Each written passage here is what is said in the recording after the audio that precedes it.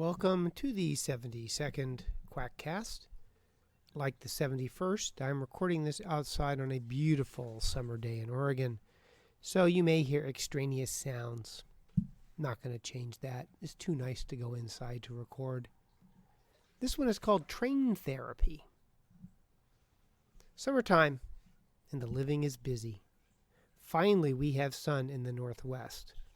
While the rest of the country has been melting in heat, this year we have rarely cracked 85. Global warming has avoided Oregon this year, and I will need some green tomato recipes. Good weather, work is busy, and it is the last 2 weeks before my son is off to Syracuse, so there's little time for writing. So this is going to be a brief podcast. I always wince at the way anything can be called a therapy. We have music therapy and garden therapy and pet therapy and art therapy. I do not deny that there is a benefit for people to participate in these activities, especially while in the hospital, although I am never happy to see disease vectors, animals, in the hospital.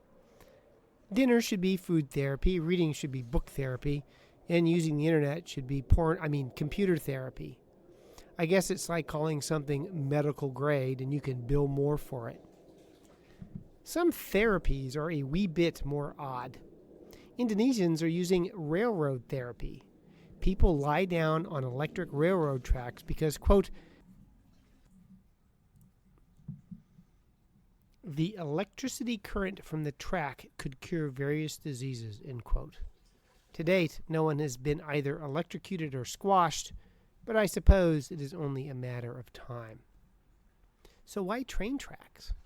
Why not a tongue in the light socket or some other source of electricity? I had a patient as a resident who, on the psych unit, loved to stick her tongue in the light sockets.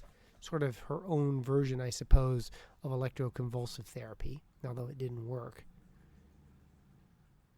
Evidently, rumor has it that an ethnic Chinese man who was partially paralyzed by a stroke went onto the tracks to kill himself, but instead found himself cured, end quote. Sounds good to me. It seems as likely as Palmer cracking a neck leading to a cure in deafness as a basis for a therapeutic intervention. And so others are using train therapy for their hypertension and diabetes and strokes and other medical problems. Train therapy is evidently a panacea for a variety of diseases and used by those with no other medical options. Like all alternative therapies, it is effective against numerous diseases regardless of the underlying pathophysiology.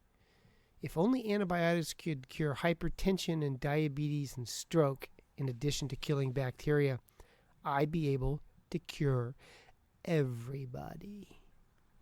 Does train therapy work? The patients say it does, despite those know-it-all skeptical doctors who point to a lack of evidence.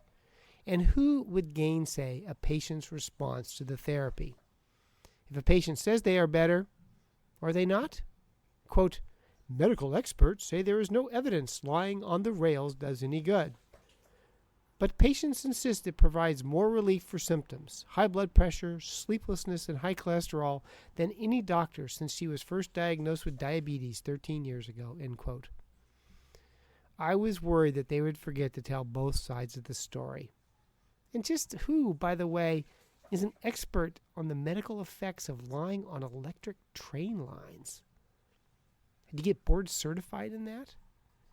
They go on to note, quote, pseudo-medical treatments are wildly popular in parts of Asia, where rumors about those miraculously cured after touching a magic stone or eating dung from sacred cows can attract hundreds, sometimes thousands, end quote. It would be so easy to be all snotty and superior about those Indonesians and their use of train therapy, but really, is it any different than the West? They eat dung from sacred cows. We have the bullshit from the NCCAM. We have Reiki and homeopathy and Tong Ren, which is doing acupuncture on dolls to heal you, and all the other therapies that are the subject of this blog, all of which are as nonsensical as lying on train tracks. And they are in medical school teaching programs. I see little difference between the use of train healing and much of the published literature in the scam world. A series of uncontrolled interventions with soft endpoints with no biologic plausibility. Indonesians have the same rationale for the use of train therapy. Anecdotes. Every homeopathy apologist mentioned that there are millions who have used homeopathy with good effect. They can't be wrong, and neither can the hundreds who are using train therapy. I suppose we could say the Indonesians are doing a pragmatic real-world trial. Who really needs the old randomized, placebo-controlled nonsense? Lie on a train track and you feel better? Enough said. Are the patients who believe they are getting better experiencing a placebo effect? Is this an example, like discussed last week, where patient-centered outcomes are more important than doctor-centered outcomes? Would the New England Journal editorialists approve? Maybe we should use train therapy for the treatment of asthma. Like the editorial stated in the New England Journal of Medicine, conductors and engineers are like doctors. They, quote, often dress up in special uniforms that convey power and authority, and they have very expensive machines, end quote. And it is probably a lot less expensive than using sham acupuncture and sham albuterol. Train therapy fits the criteria noted in the recent New England Journal of Medicine editorial. As they say, it should be sufficient to simply show that a treatment yields significant improvement for the patients, has reasonable costs, and has no negative effects over the short or long term. This is, after all, the first tenet of medicine, do no harm, end quote. Those who use the train tracks say they are improved. It's free, as long as they get up in time. It should have no negative effects.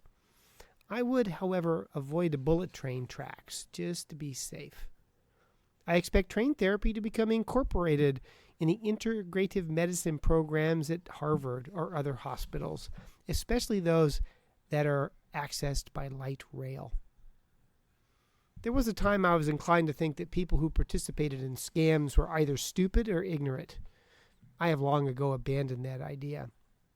Some people, as evidenced by the comments in the Science-Based Medicine blog, are evidently deranged, but not most. And I have realized that while most scams are stupid, the people who use them are not. It seems to be a universal human characteristic to participate in nonsense of one kind or another, but the nonsense varies by culture and opportunity. We detox our colons and avoid vaccines. They eat dung and lie on train tracks. All are human. Most biologic characteristics have variability. Height, strength, intelligence, all vary about the infamous bell-shaped curve. I have also wondered about more intangible characteristics, the ability to think rationally, or to have empathy, or a sense of humor. Like jumping or math, some people seem to be better at those tasks than others. It does not, I hasten to add, make them better people, except for the given task at hand. I wonder if uber-rational the skeptics are mutants, given what appears to be the relative rarity of rational and scientific thought. And to judge from the vitriolic responses towards the scientific and rationally inclined, the rational must be mutants, as they appeared to be feared and hated by those they are sworn to protect. I don't know.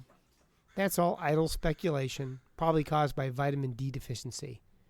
I'm going to go lie in the sun, not on the light rail lines. I know that will make me feel better, although I doubt it will cure any illnesses. That was a quick Quackcast, wasn't it? Under 10 minutes for such a usual verbose bastard like myself. So with that time saved, why not go onto iTunes and write me a review? Why not go to my website and download all the other products from the growing Mark Crislip multimedia empire? Because the world needs more Mark Crislip. And hey, if you want, you can even send me money. What a concept. Help support the bandwidth of this podcast so I don't pay out of pocket, which I do, but what the hell. Otherwise, see you next time for a Quackcast number 73 as we finish off number 72.